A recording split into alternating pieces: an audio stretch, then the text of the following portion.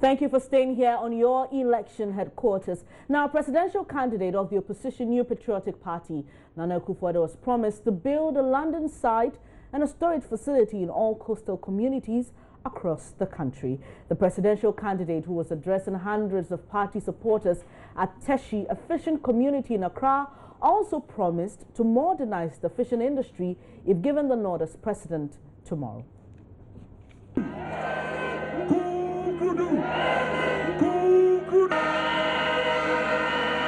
One district, one factory.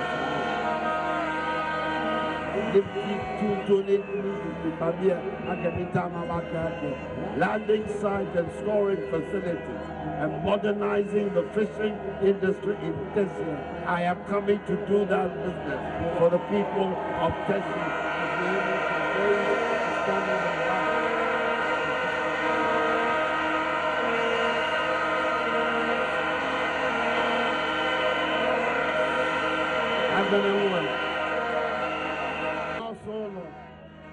Of the Port Jubilee House, or Conisel, or Conugigi,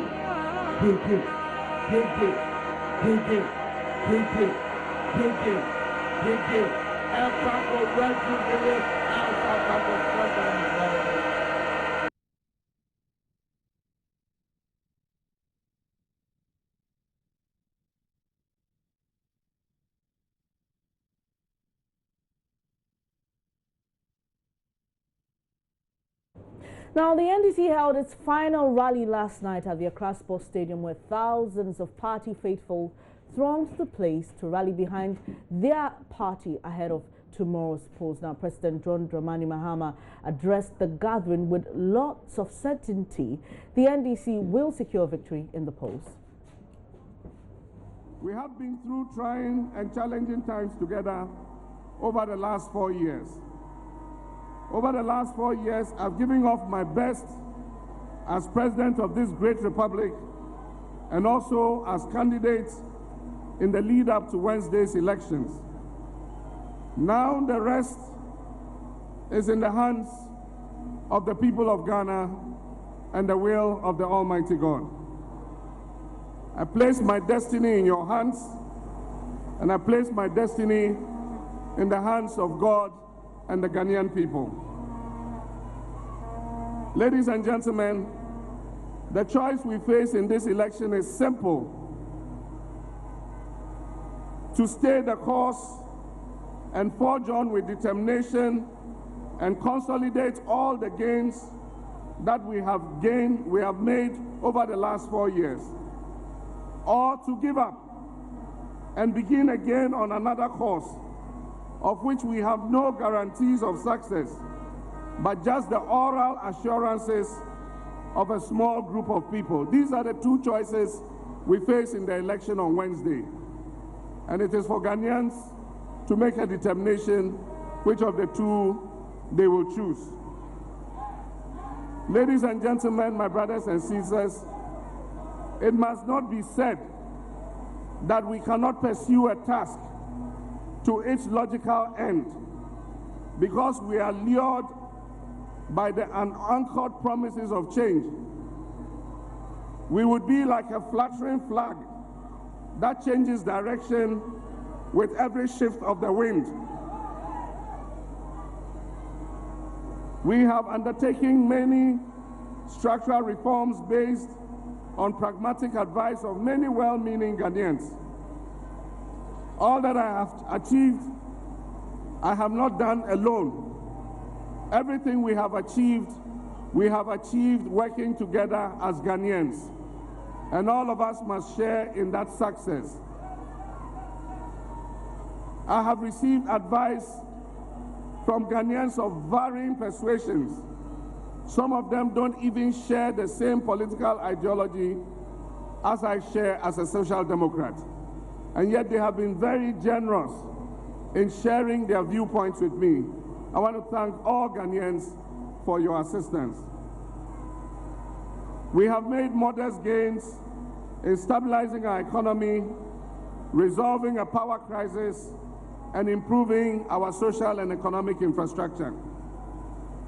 We have done much work in this country, Ghana, but more needs to be done. And we can only advance faster if we press on and stay the course. We can only advance faster if we press on and stay the course. That is how we can consolidate the gains we have made. Even the example of developed nations show that life is always full of challenges. As you resolve challenges, new challenges crop up. There is never an end to challenges any nation faces. The strongest nation on earth, the richest nation on earth, is still dealing with challenges. And so it doesn't mean that when you confront challenges, you must give up, back off, go and start afresh. No. My brothers and sisters, the achievements of our government are well documented, and I'll not take up your time in recounting them here. I'll just say over the 4 years, we have managed to stabilize our economy, we have resolved our power challenges, and we have significantly improved our social and economic infrastructure. I intend in my next opportunity to serve, by the will of God and the Ghanaian people, to focus on continuing the investments that we have made in improving our infrastructure and bringing our infrastructure up to middle income status. I also intend to focus on livelihoods and empowerment for the Ghanaian people and growing the Ghanaian private sector. I will use government's muscle to help the Ghanaian private sector to capture the commanding heights of the Ghanaian economy. I'll continue to be president for all Ghanaians. And I'll open the opportunities of this country to all Ghanaians, irrespective of your political, your ethnic, or your religious affiliation. I shall be father of all.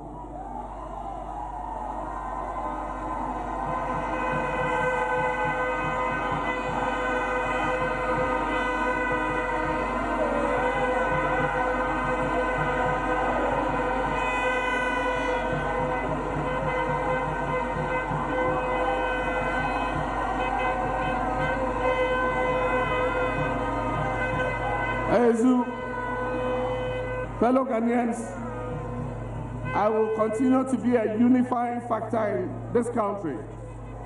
I will bring Ghanaians together. I will not tear them apart. My brothers and sisters, I cherish every single moment I have served as your president, and I will continue to do so. I humbly ask for your mandate on Wednesday, 7th December 2016, to complete the journey which we all started together. Ghana shall survive the election of 2016, and Ghana shall continue to be peaceful. Well, you just saw excerpts of the final NDC rally held here at the Accra Sports Stadium. Let's now cross over to my colleague Raymond Accra to do some analysis of swing constituencies in the Greater Accra region. Hi, Raymond. Many thanks to you, Bernice. Now, let's look at this particular region. If you take the national map, you specifically have to zoom in on the region and look at it from this perspective. This is a region that is not so big compared to the size of, in fact, it's the fifth largest, but in terms of population, is actually the highest in terms of the numbers. Also, in terms of the voting trends, it's a very pretty interesting one. I will take you to what has been the trend in the parliamentary season over the period. Watch how, and if you see that particular blue line, that is that of the NPP. The green one is that of the NDC. First, in 1996, it started with the NDC having 13 seats and the NPP having 9 seats. What you should know is that when you moved on to the next election, from 9, the NPP moved to 16. And you know the NPP won the year 2000's election, then dropped in the year 2014 to 16 seats, but with an improvement. Of course, there are more seats in that particular election that we anticipated. So if you see here, the NDC also came up from 6 to 11. Then finally crossed swords with the NPP along the line until they overtook the NPP in 2008 with 18 seats, with NPP having 9 seats. We'll be looking keenly, and in 2012, the NDC seemed to have still maintained its lead in the region with 20 seats, whilst the NPP had only 14 seats. Now, when you look at specific seats of interest, let's start with the Ablekuma people, and the Ablekuma Central is one interesting area that we sure should be able to deal with. If you look at Ablekuma Central specifically, it has been one of those places that you can say has had very interesting results. For Ablekuma Central, this has been the result for the period. In the year 1996, it was a very good place for the NPP and the NDC to haggle out over 40.6 and 38.84%, with the NPP winning. But this lead was only continued in the year 2000, then in the year 2004, onto what you see here. When they went into 2008, the NDC took over. So 3 for the NPP, the rest for the NDC. How is this a very relevant occurrence in this particular case? Because of the relevance of the Ablekuma area, this is not reflected. The swing nature of Ablekuma Central is actually reflected in the same swing nature of Ablekuma South too. So if you see, the parties are now crossing swords and gets the lead. In the year 2012, as you see in this particular corner, it is the NDC that is still in lead as it goes into the 2016 election. And we'll be interested in knowing how this year's election will pan out, especially when very fresh candidates are actually in this particular election. But let me take you back to another very interesting constituency, which is more to do with the Ablekuma people. This time around, Ablekuma South. This is very similar to the way Ablekuma Central behaved, and Ablekuma South in this case. So I'll show you how Ablekuma South actually does their own elections too. So watch how the differences has been. In 1996, the NPP won. In the year 2000, the NPP still won. In the year 2004, it was still under the control of the NPP until 2008 changed and the NDC took over. And since 2008, the NDC has been the ones in charge of this particular constituency. As you see them cross there, from the beginning, it was MPP throughout. MPP then descended. And even the percentages, as you can see there, one interesting point I also note with the NDC's victory is that it keeps rising. So from what was 44% to still 44%, but it's a slight decrease to 51%, then 56% in the year 2012. So unlike some elections where the previous year you win, the next year you have difficulties, and in the next year you end up losing the election, the NDC now seems to be in control of the Ablekuma South constituency, just like it is in control of the Ablekuma Central constituency. There are other very interesting constituencies in the Greater Accra region. I'll bring your attention to one of them, which is the Amasaman constituency. Now look at Amasaman, big one here, and how it plays out in the elections. For Amasaman, it started off as a constituency controlled by the NPP too, somewhat, especially when it was created in 2004. Don't forget, the entire Amasaman area was part of the big Wage-Agbawe grouping, which has now been spread into 4 different constituencies. So in 2004, when the change was made, the NPP won it for the first time. Then since then, the NDC has been controlling with a commanding lead over half of the population voting for the NDC candidate since that particular period. So watch it. I've dealt with 4 different constituencies on the same league. The NDC seemed to have started on a low note, but seemed to be commanding since 2008 in that area, reflecting the national elections and how the results go in that particular area too. There are other constituencies that I'll bring to your attention, but let's look at where another interest area you should be on board with me on. This one is the very constituency called the Lejokuku constituency. Lejokuku is also another interesting area. If you check, the NDC started winning.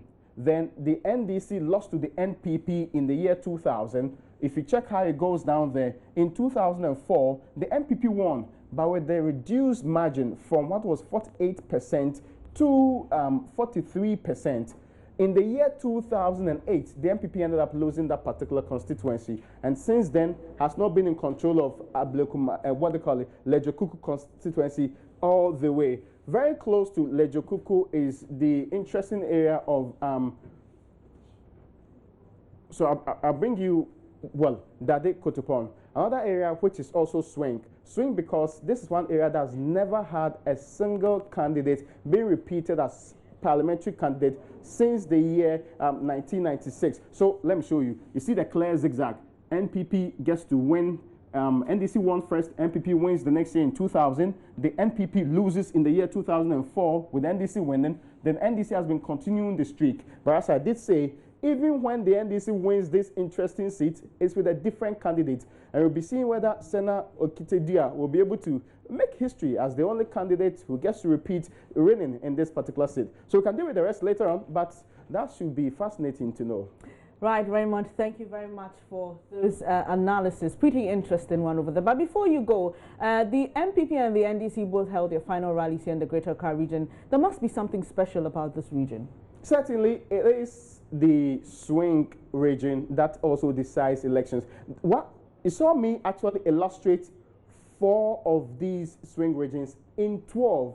If you have a region with so many constituencies and 12, especially in the big areas with the huge numbers who are consistently swinging, it shows that you should, as a political party, be happy when they are voting for you, because it shows they are supporting you to some extent.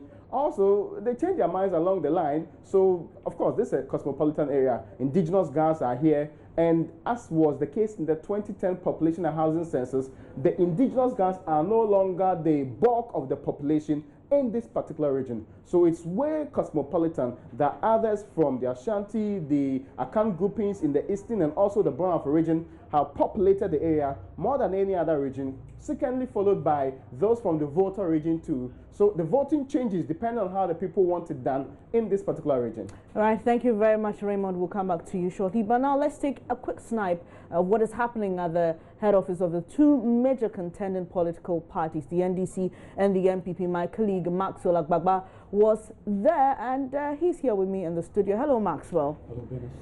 I must imagine there's some form of activity, if not a lot of activity, at these headquarters. Well, a lot of activity at some of the headquarters that I visited first before I went to the NDC head office here in Accra.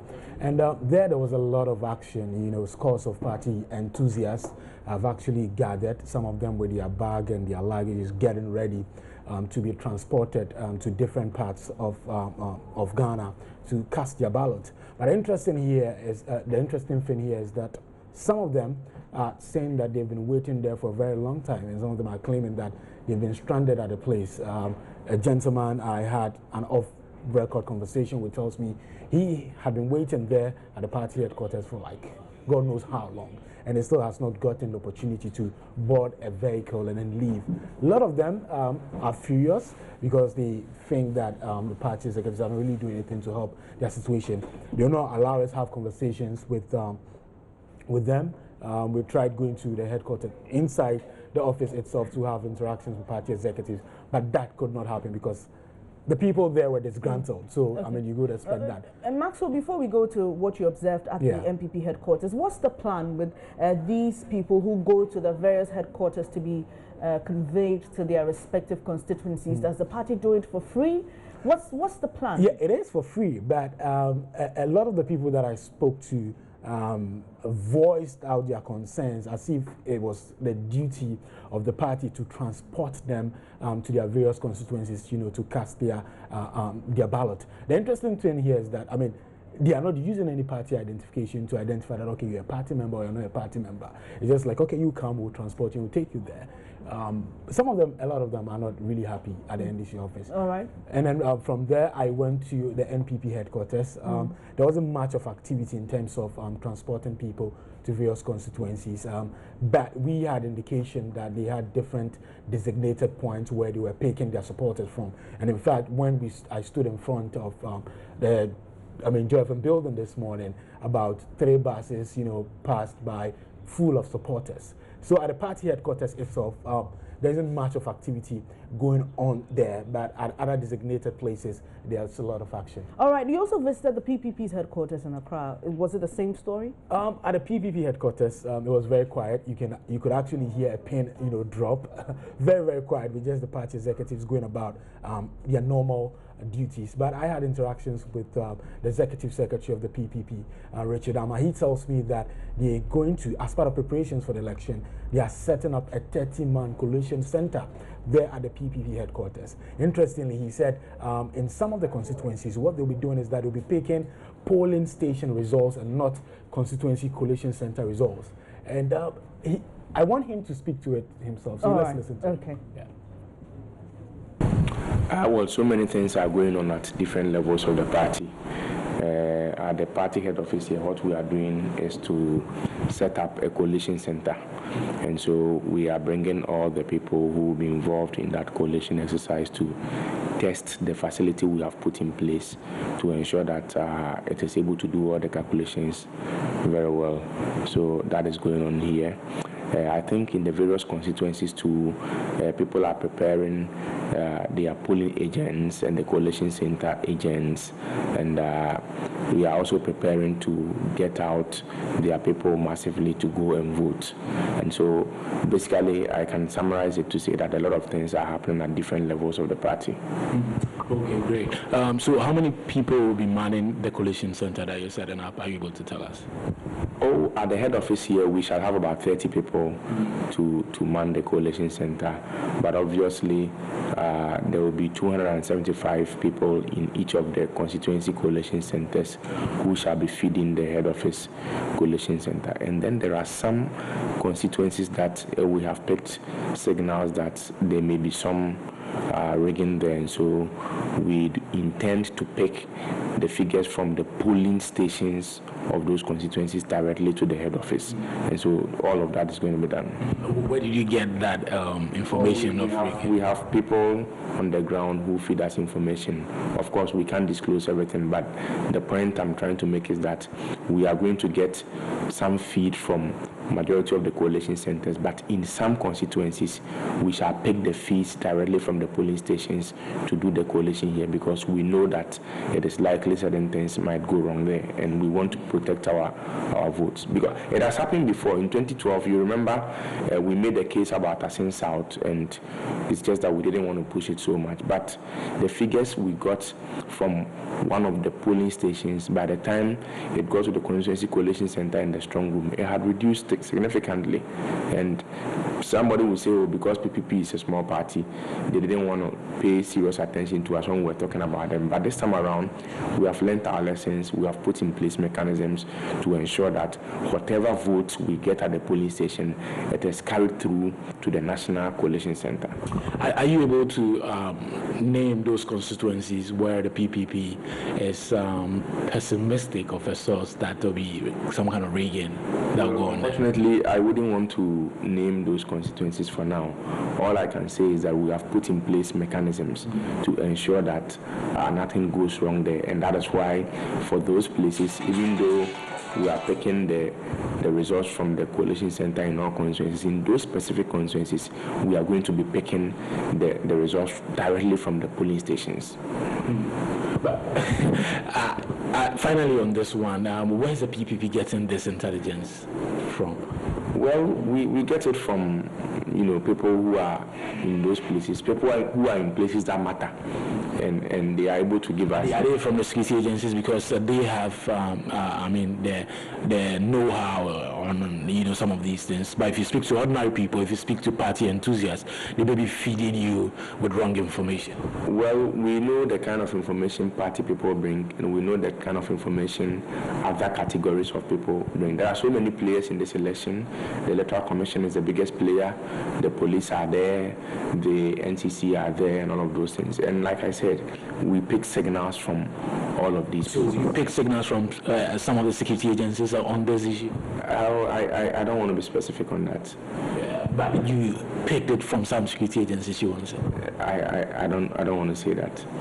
Okay. Finally, there's a lot of activity going on at the headquarters of the various political parties, the NDC, the NPP, trying to get their supporters to their various destinations to go and cast their ballot. But it looks like none of that is happening here at the PPP headquarters. It's very quiet. You've put in place other arrangements to help your supporters get to their constituencies, or you are not into that business of helping your supporters get to their constituencies to vote? Of course, we are helping some of our supporters to get to their various destinations, but it is not the head office that is, handling that aspect of the campaign.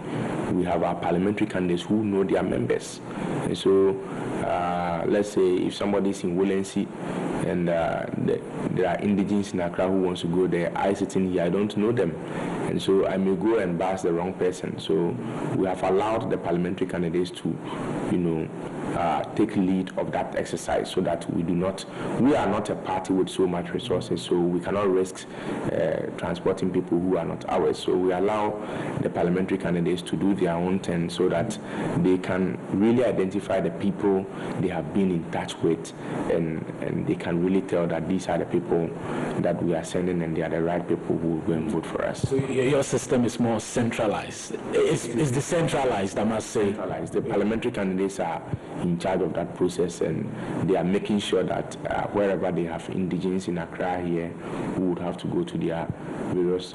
We did that in 2012, and. Well, that was Richard Ama. He's with PPP. My colleague Maxwell Agbaba was speaking to him. So, Maxwell, looks like they're planning to create their own special monitoring of the elections. Any other thing you observed at the party's headquarters? Well, apart from the activity at the NDC headquarters and the NPP, within activity at the PPP, I think there's not much going on. Basically, sure, everybody's resting for the big day tomorrow. Definitely. Thank you very much, Maxwell, for those updates. My colleague Maxwell Agbaba brought us updates from the various political parties in the region, and well, he's been telling us that there's some form of activity at the MPP and the NDC's headquarters. But now let's go to the screen and get some updates from the Ghana Education Service, and it's actually a press release for off days at all schools. The Director General of the Ghana Education Service wishes to remind all regional, metro, municipal and district directors of education of the official of duty declared for all basic and second cycle institutions across the country on Wednesday, 7th December 2016 for the upcoming election. So they've also asked the heads to are hereby informed, to officially close down their schools to enable both teachers and students who turned 18 and or who are 18 and above to go out and exercise their franchise in their respective polling stations tomorrow. So this is signed by Jacob A.M. Core, Director General of the GES, asking heads of various institutions to make sure that they close down their schools tomorrow to allow those who are 18 years and above exercise their franchise. You're watching the special edition ahead of the elections tomorrow. We'll take a quick break. When we come back, we'll get onto social media and pick some of your comments about all that's trending relating to the elections. Please stay with us.